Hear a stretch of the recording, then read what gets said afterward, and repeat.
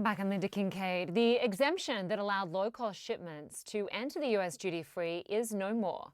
The de minimis rule had applied to packages worth less than $800. Now those deliveries are subject to tariffs. It's been left to shipping agents like FedEx or the Royal Mail to collect that money. They can calculate the tariff based on the value of the item being sent, or they can charge a flat fee based only on the tariff rate. So if the item is coming from someplace like the EU or the UK where the tariff is less than the 16%, the fee is $80. If the tariff is between 16% and 25%, like Vietnam, it's $160. And of course, anything above 25% for countries like India or China, they'll have a $200 tariff fee. Well, Jess is the owner of Epheriell, an Australian jewellery maker. She joins us from Brisbane. Thanks for getting up bright and early there to join us. We appreciate it. G'day, and thanks for having me. So just tell us, for those who don't know, a little bit about your business and just how important are US customers to you? Yeah, so my jewellery business is Epheriell. It's a handmade family business. My husband and I run it here in Australia. And the US has up to this point been 30 to 40% of my sales until a few weeks ago. Wow. And so the Trump administration is arguing that, 92% of packages that are coming into the US haven't been paying any tariffs, and that's costing the US billions of dollars in lost tariffs. But as a result of this policy change, there are many postal services like the Australian Post that are saying, we can't deliver because we can't handle all the logistics it's going to take to figure out these tariffs. So how does that affect you if the Australian Post just won't send your packages? Well, we're just really stuck. There are other options like FedEx, for example, but the cost is just so prohibitive for a small business like mine that it's not really a viable option. And yes, we don't know when Australia Post is going to be able to sort this problem out and be able to actually ship again to the US. And of course, you mentioned earlier, the main issue for me and why I actually stopped shipping a few weeks ago is that special duty fee where coming from Australia, a package might have a fee of $80 on it. And I can't imagine many of my customers would be happy about that sort of fee. Yeah, exactly. Have you heard from any of your customers at this point in time? Luckily, I got all of my orders out, hopefully, before the cutoff date and got them to America. But I have had a lot of support from people saying, we understand, this is what you have to do.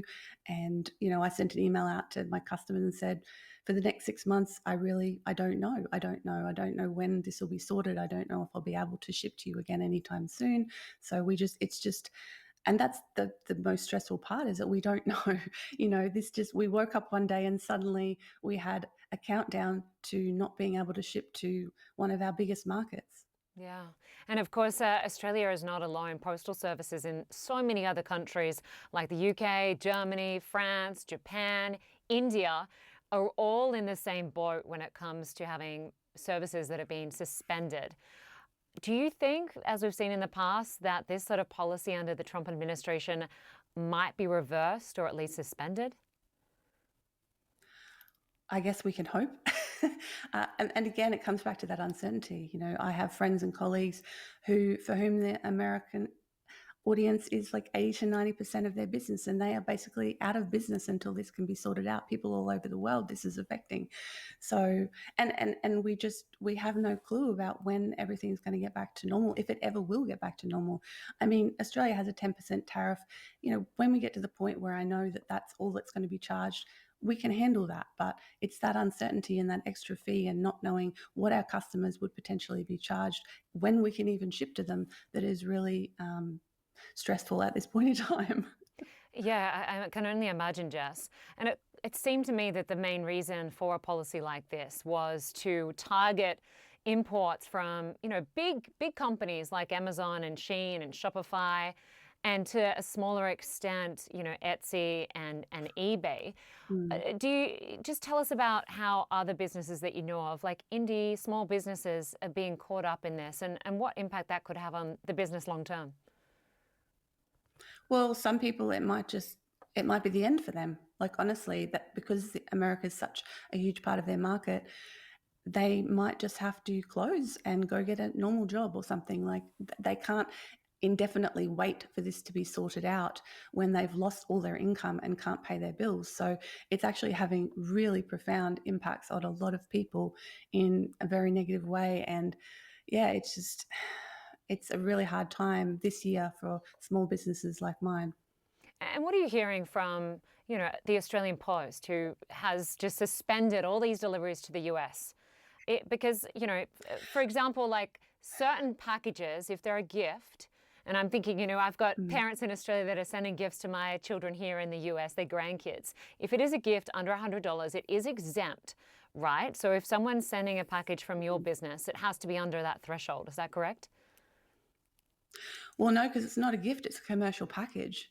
Right. We can't class it as a gift, so it's not eligible. Right. So it's only if someone in Australia buys it and sends it themselves, essentially, it would be classified as a gift. Yeah, yeah. If it's Yeah, it has to be like it has to be the recipient has to be receiving a gift. Um, Otherwise, it's a commercial package, and Australia Post is just not accepting any commercial packages at this time. And they did email me a few days ago. I'm a business customer, so I got the email where they sent out and told us that they were suspending shipping, which I think it was the 26th of July that they did that. So with very little warning, really. And I know there were people scrambling to try to get stuff shipped, but it was too late. Yeah, and it's going to be a struggle for, places like the Australian Post that are already doing it tough. We Mm. appreciate your time, Jess Van Down, and we wish you all the best and hope for your sake that this policy is reversed or suspended in some way, shape or form for small businesses like yours. Thanks, Linda.